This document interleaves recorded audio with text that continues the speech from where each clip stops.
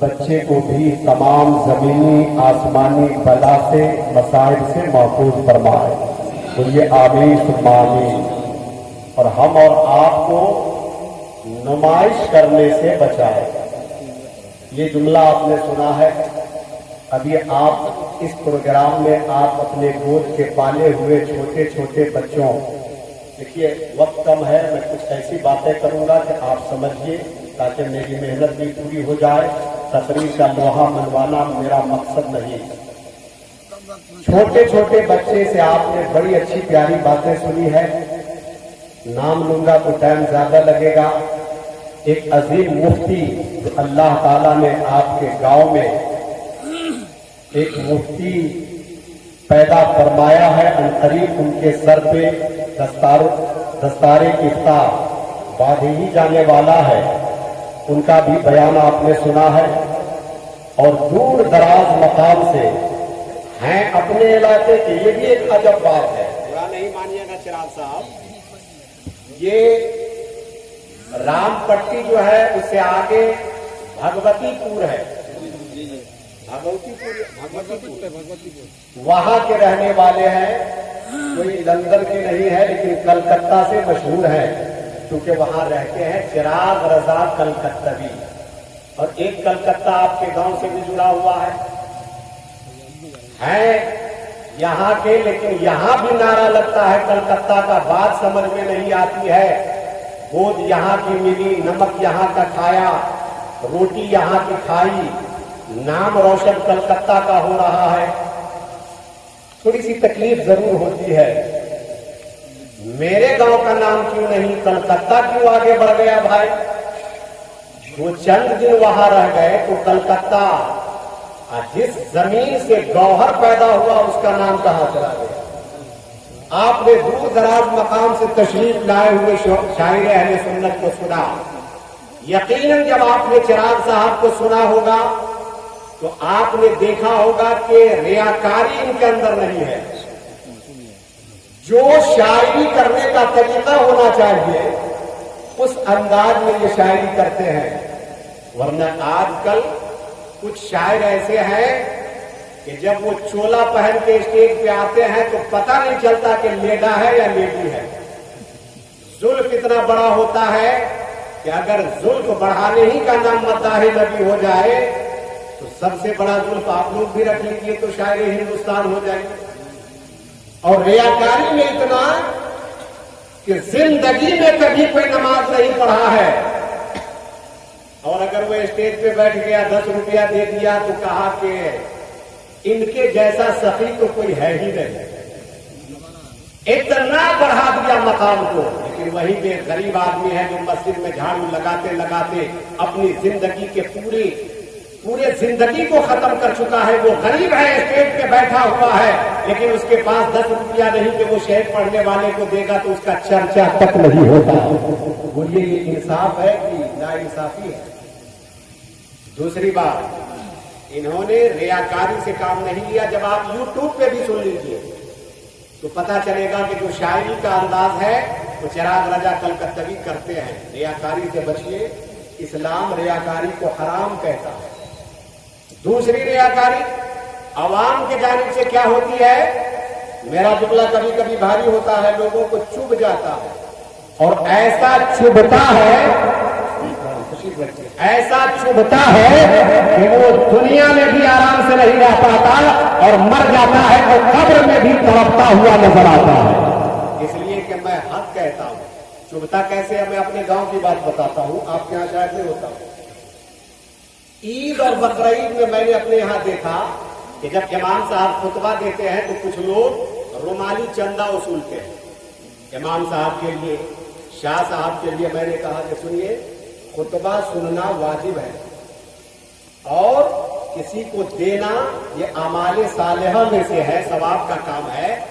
आप वाजिब को छोड़ते हैं, ध्यान रखिए, वाजिब को छोड़ते हैं और एक आमाले सालेहा के लिए गुनाह कमाते हैं। एक तरफ पैसा भी खर्च गुनाह का काम करते हैं तो लोग ऐलान करना शुरू कर दिए कि मौलाना मूसा रजा को इमाम साहब की आमदनी से चिढ़ है।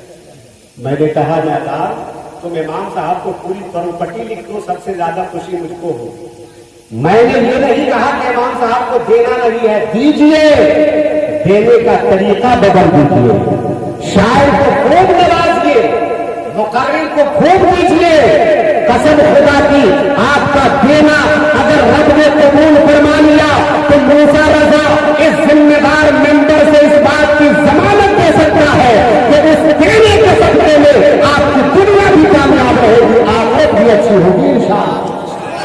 لیکن دینے کا طریقہ بدل لیا۔ آپ نے دیکھا ہوگا آج دنیا میں دوسری محفلیں ہوتی ہے جہاں ناچتا نہیں ہے، ناچتی ہے۔ بولیے صحیح بول رہا ہوں یا غلط؟ انعام دینے کا طریقہ کیا ہوتا ہے؟ گیا گڈی ہاتھ میں ہے، اپنا اچھالنا شروع کر دیا۔ یہ اللہ کے رسول کے جمال کی محفل ہے، یہ کسی دلال کی نہیں، رسول اللہ کی جمال کی محفل ہے۔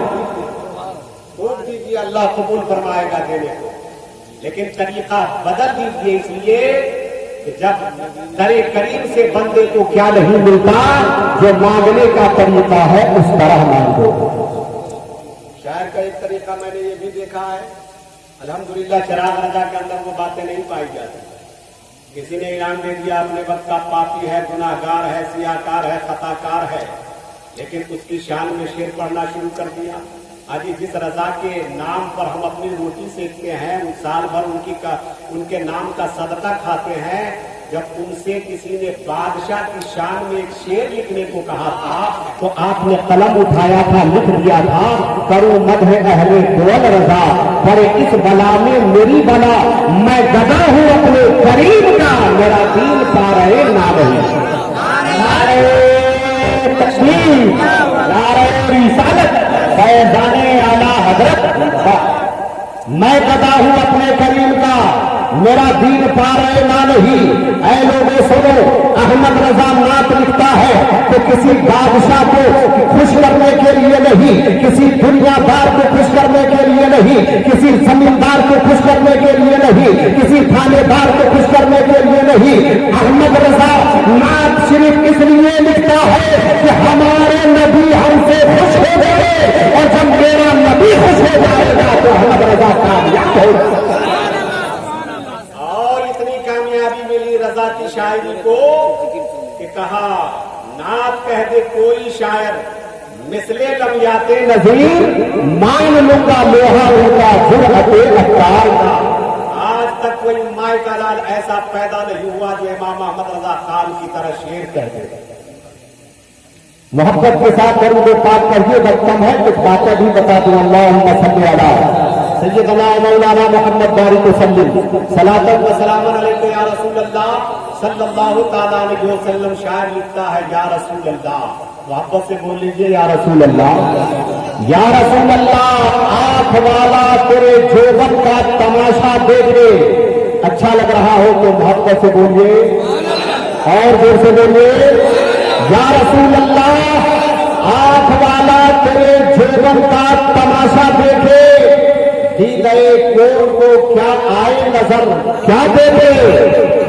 اور علامہ ڈاکٹر اقبال، جن کو پردہ فرمائے ہوئے ایک عرصہ طویل یعنی ایک لمبا زمانہ گزر گیا، لیکن آج بھی ان کے قبر سے یہ صدا آتی ہے، محمد کی محبت دین حق کی شرط اول ہے، اسی میں ہو اگر خامی تو سب کچھ نامکمل ہے، اور کی محمد سے وفا تمہیں تو ہم تیرے ہیں، یہ جہاں چیز ہے کیا لوح قلم تیرے ہیں۔ اور کسی نے کہا تھا یہ زمین تو کچھ بھی نہیں، آسمان تیرا ہے، نبی کو اپنا بنا لے، جہان تیرا ہے۔ اور کلید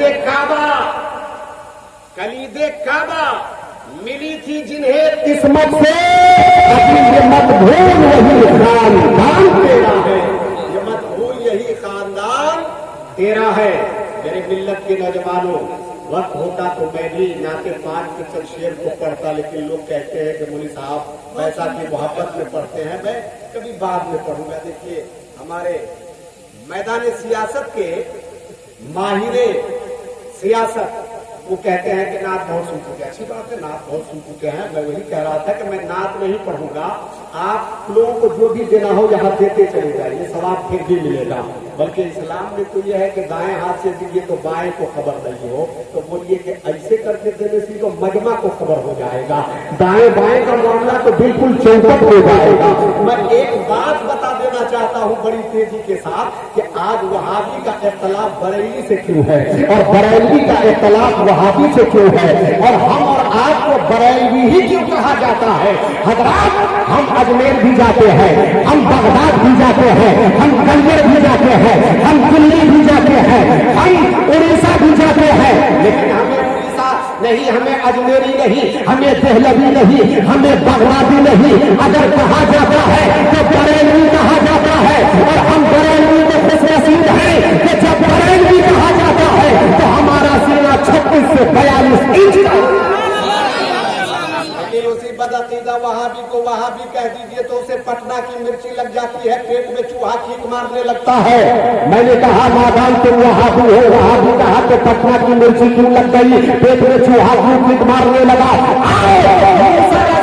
एक मरतबा नहीं, 1000 मरतबा बरेलवी कहो, बरेलवी कहो, कसम खुदा की, जितना तुम बरेलवी कहते जाओगे उतना मेरा ईमान हरा होगा।